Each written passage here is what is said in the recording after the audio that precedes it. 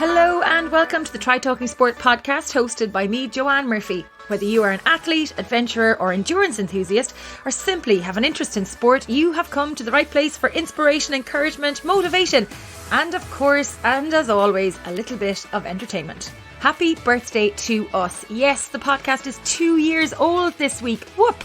I couldn't believe it when I realised that we launched the show 2 years ago and this is episode number 55. I have chatted with so many inspirational people since we set up the show in May of 2019. In the beginning, we were meeting in person and now look at us, interviewing athletes virtually from down the road to across the world, inspiring and encouraging us all with their achievements, adventures and appetite for sport.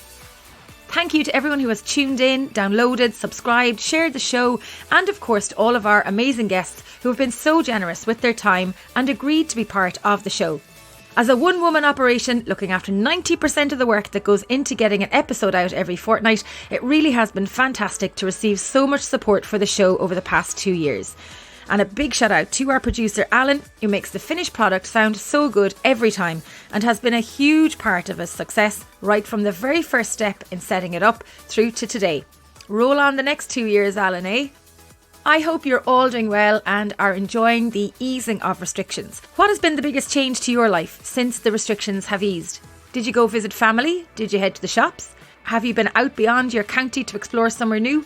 What have you done in the past 2 weeks that you hadn't done for some time? For me, I have yet to head to town to go shopping, can you believe it, or go outside the county boundaries. But I am planning to do both over the coming days and I'm kind of excited. It's the simple things in life that do make me happy these days though. A swim in the sea and a coffee after with the mermaids, or a spin on the bike with the girls even when the heavens open and the rain is pelting into your face. Just like on the way home last Sunday, I arrived back after 70k soaked to the skin, and I mean literally soaking. But I had a big smiley head on me and I was delighted with myself. Now, I'm not sure if it was the rain, the endorphins, the good company or my new Santini cycling kit that had me smiling, but it was all good. And as restrictions ease, the hope on the horizon for a return to racing rises, and I for one cannot wait to get back to a live finish line this summer. I am so ready for an adventure. I think my bags are going to be permanently packed and ready for road once we get racing again.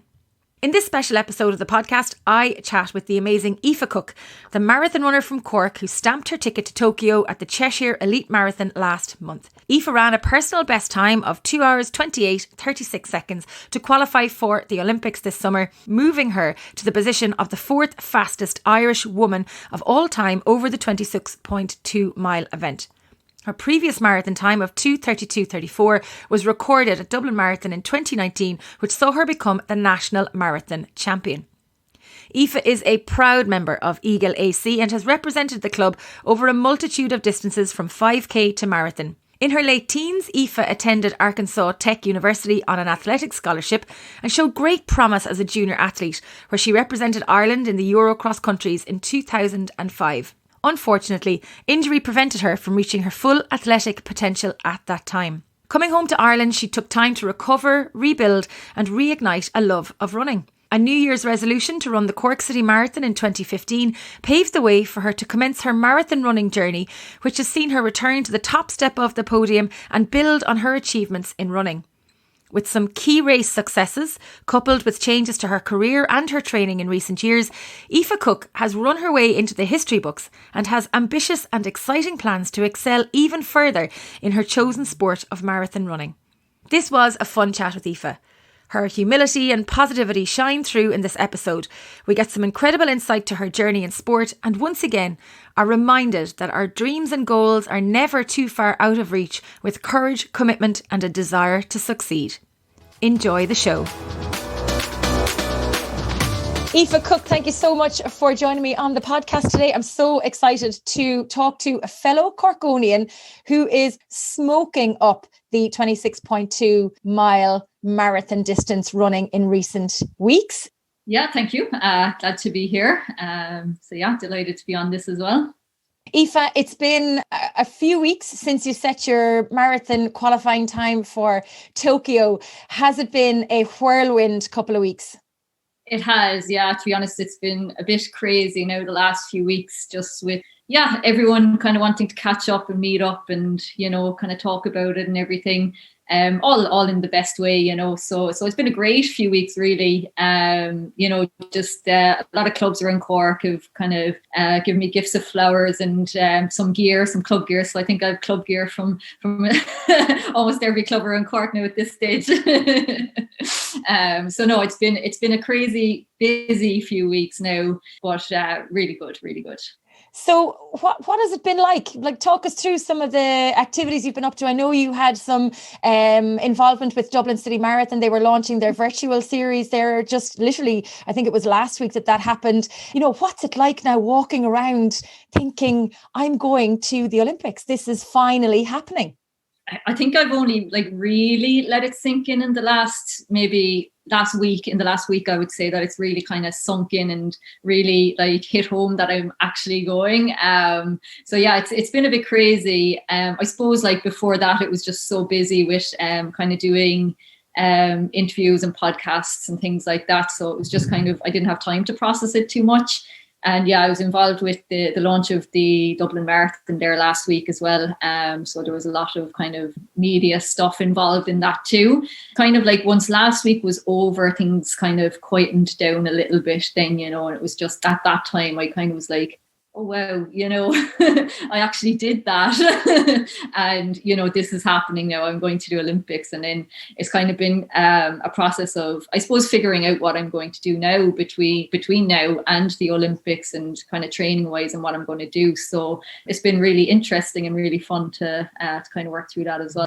So what happens next? How does it all kind of pan out for you now? Yeah, so obviously this year it's a little bit different due to COVID, but we are kind of trying to figure out the kind of best ways to get over there, to kind of be prepared, to be as prepared as we possibly can for the weather, obviously to get over jet lag and everything like that as well. So I haven't anything booked or anything yet at the moment, but the plan is to go away to train, hopefully to the States, to train at altitude and in warmer weather than we would get back here in Ireland.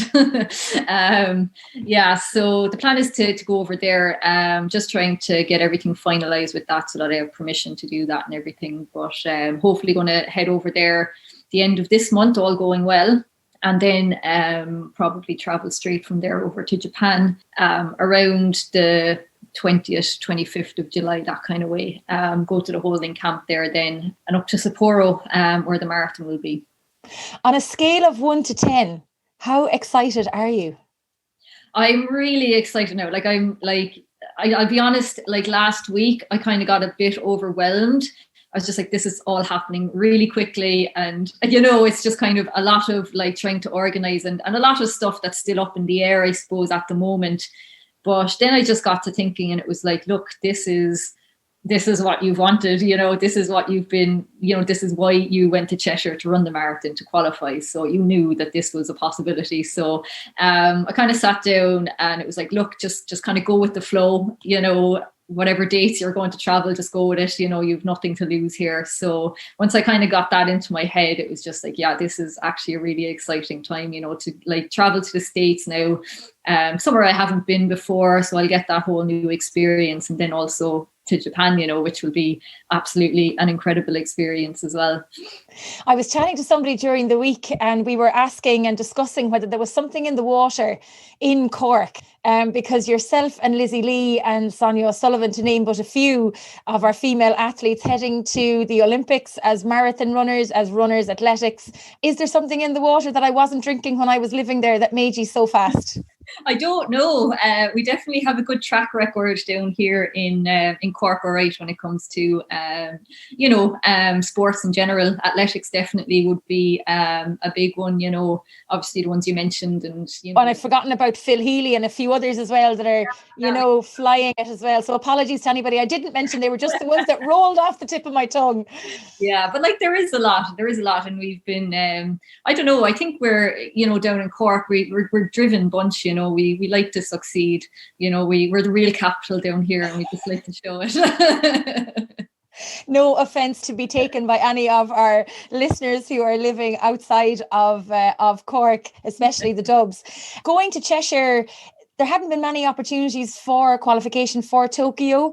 Were you under a lot of pressure in that race going into it? And we know pressures for tyres and all the jokes that go around it. But from a personal perspective, had you laid everything on the line, or had you all your eggs in one basket really going to Cheshire to try and qualify?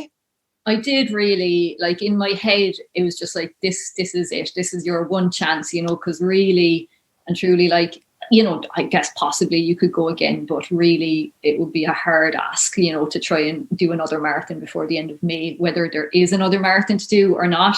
You know, if there was even, you know, you'd just be so tired and trying to recover from this one, that I was in my head, like, this is it. Like, you just have this one chance. So that's what I had in my head, you know, when I was training for it. I suppose, like, kind of before it, you know, all through last year was just, you know, no races really. There was nothing. So just to have this one, you know, I was extremely grateful that it was actually going ahead, and, you know, kudos to the race organizer for doing it as well, because he really did, you know, pull out all the stops to get it off the ground. There was a lot of switching and changing, and, you know, there was a lot of uncertainty. It wasn't even like 100% certain until 2 weeks before the race. So he really, you know, did everything in his power to have it go ahead. So I was extremely grateful for that. And just in my head, yeah, it was just, this is your one shot, you know. So it was probably a good thing in a way, you know. It's probably, you know, obviously extra pressure and everything like that. But I think when I had it in my head, like, look, this is it, you know, I just, you know, I focused on that in the training, you know, and I really, you know, I really let it all out there on the day. So I think it kind of worked well in that sense. And you didn't just qualify by the skin of your teeth. You actually went well under the Olympic qualifying time, a PB of 2 hours 28:36 at the race. Yeah. So it was just under a minute, you know, below the qualifying time. So it was by a good chunk, you know. So again, I think I probably, you know, went out aggressively enough. I didn't want to take any chances. You know, I knew, like, you know, if I was just going for the qualifying time exactly, then there's not a lot of room for error. So I kind of had that in my head, like, if I was to, you know, just go out, have a bit of a cushion there, that if anything was to happen, you know, you never know. And obviously the last 2 miles are always tough going in a marathon, and you don't really know what's going to happen. So it was good to know in my head that I had, you know, a bit of leeway there. Yeah, we've jumped straight into talking about the Olympic qualification. We haven't actually gone back to talk about the Aoife Cooke and where this prowess and power in marathon running came from. So for our listeners, we might go back a little bit before we go forward a little bit. So Aoife, where did this interest in sport come from? Were you always sporty? Were you always involved in running and athletics? What was life like before marathon running? So I would have always been active as a child, you know. Always growing up, I would be out in the green, out in our estate, playing soccer, rounders, you know, any sport or any activity that all the other people were playing, you know. So I was always out and active. And I joined the Ballincollig Athletic Club when I was 11. So they just started up the club there when I was 11. So I joined. My aunt, I don't know if you'd have heard of her, Mary Sweeney. She would have been like a great runner back in her day as well. And she was coaching the club in Ballincollig. So, you know, that was part of the reason why I joined. And I just loved it, you know, just really enjoyed it. Like, it was mainly just to kind of hang out with friends at the beginning, you know, and do a bit of running as well. And I played soccer for Ballincollig for a few years as well, up until I was about 16. I kind of started improving at the running then. And like, when I was about 16, I kind of started winning medals and stuff. So I just kind of, I stopped playing the soccer then, and I kind of just committed myself to the running, and I got a scholarship over to the States, over to Arkansas Tech.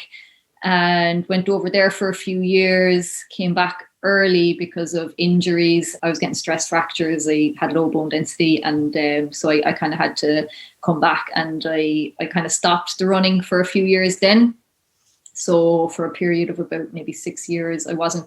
Now I kind of kept up like low level running and just going out for a run for fitness, but like there was no intensity, no kind of sessions or anything like that. It was in 2015 then, I'd sorted out everything with my bone density and the stress fractures. So I was kind of okay in that regard. And I just decided I wanted to get back into it in 2015, and I signed up for the Cork City Marathon. So got training for that, and kind of got back into it from there. Now I had no dreams of the Olympics or anything like that at that point. It was just kind of like I did well kind of on the local scene, I suppose, but it just kind of progressed from there then. So you mentioned there you were having issues with fractures and stuff. Did I read somewhere you had osteopenia? Is that what it's called? Yeah, osteopenia, yeah. Yeah, so what is that, Aoife? So it's basically a slow bone density. So you have osteoporosis. So this is kind of just like below, so it's kind of goes like normal osteopenia, osteoporosis. So I was lucky enough that osteopenia is reversible. So if it had progressed a little further into osteoporosis, that's not reversible, So it was good that I caught it, and I was young, as well when it happened. So I was able to kind of work on it and reverse it back to normal. Did you have a lot of success when you were in the States then as well as part of that scholarship? You must have been running fairly well at the time to have gotten the scholarship to the States. Yeah, so I was quite good at cross country. So cross country would have been my thing when I was younger, and I won like a few county medals and kind of All Ireland medals and stuff over here. And the coach over in Arkansas Tech was kind of keeping track of races over here, and my name popped up a few times. So he got in touch. He was Irish as well. He's from Waterford originally. He sent over an email, and at the time, I wasn't seeking to go to America. It wasn't something that was really on my radar. But then when I got the email, I kind of got thinking, oh yeah, maybe this would be a good idea. If I want to kind of get to the next level of my running and improve at my running, this might be a good route to go down. So I just kind of bit the bullet and went over there. So the first year was tough enough, just trying to, I suppose, adjust, culturally and kind of get over a bit of homesickness and all of that. Because I would have been only 17 when I went over there first. It was mainly cross country that I would have been good at over there. So it was in my second year over there that I really started to see results, and I won my conference championships over there and my regional championships. And I was 9th at the national championships that year. And then I flew back to Ireland to run in the Irish national championships as a junior, and I finished 3rd. So that qualified me to go to the Euro cross country. So I got my first and only Irish vest to date until I go to Tokyo now. It must have been very tough leaving home at 17. You mentioned homesickness. You're going to the other side of the world. I know you have probably a crew around you when you're in the States, and lots of the great runners have gone there before you to the States on scholarships and things like that. A lot of the great Irish runners have done that. Was it difficult as a 17-year-old girl to leave home and go over and chase a passion for sport? It was I was excited at the prospect of a new adventure and everything like that. And to be honest, I didn't really know what I wanted to do after school, college wise and everything like that. So it just seemed like a good opportunity or a good thing to do at the time, that I could go over and kind of figure it out, as I went along over there. So yeah, that was kind of my reasoning behind going, and obviously to improve at the running as well. But yeah, of course, it was hard. It was hard to leave, family and friends and things like that. And it's just so different culturally over there.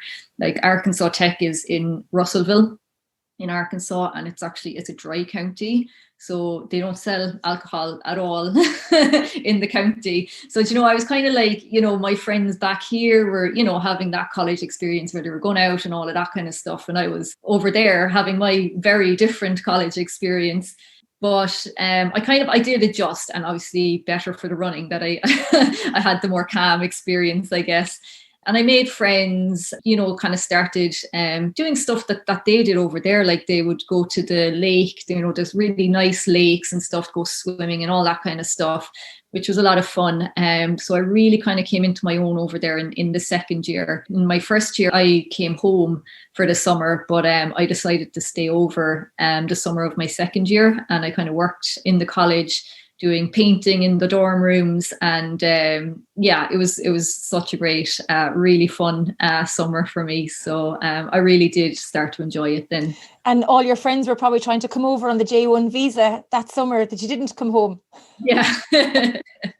Yeah, I think when I told them it was a dry county, they were like, we'll come down and visit for 24 hours. Yeah. So then when did you come home? When did you come back to Cork then? Like almost 3 years. So I was maybe like 2 3/4 of the year over there, and came home then. It was probably kind of starting into my third year of college that the injuries and all of that kind of started. So again, it was a really tough decision for me, because I was, you know, finally after kind of fitting in over there and made really good friends. But in my head, like, I suppose I was there to run, first of all, and the scholarship was a running scholarship, you know, and I wasn't able to run. And as well, I kind of just kept changing my major. I didn't know what I wanted to do. So like, I don't think I would have gotten a degree over there, you know, in 4 years anyway. So at that point, I just decided, you know, it's time to go home and, you know, kind of get stuff sorted at home. So that's what I did. It must have been very frustrating from a mindset and a mental perspective, was it? It was, yeah. Like as I said, you know, I was really coming into my own in the running. You know, like I'd won those races that I mentioned and qualified for the European cross country. So I would have really been considered one of the up and coming athletes at home in Ireland, you know, and people were probably kind of had great, you know, prospects for me and everything like that.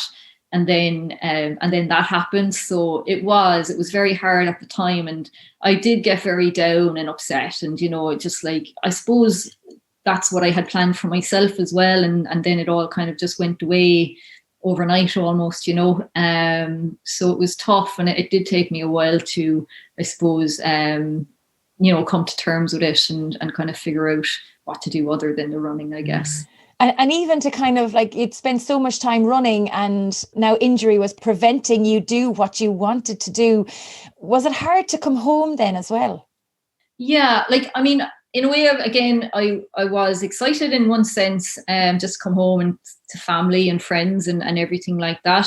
But I think it was harder in a way because, like, obviously when I was in America, you know, you're always going to come home, you know, at least once a year or whatever. But when going the other way, I was going home. It's like, when will I actually ever come back, you know, to Arkansas? Will I ever come back? You know, you just don't know, that kind of a way. So it was very hard, you know, to say goodbye to friends there because you don't really know if you're actually going to see them again, you know.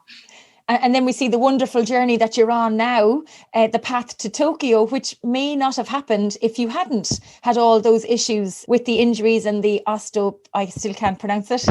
I'm not even going to try anymore. But, you know, coming home. So where or how did you end up getting back into running? Obviously, the issues and the fractures and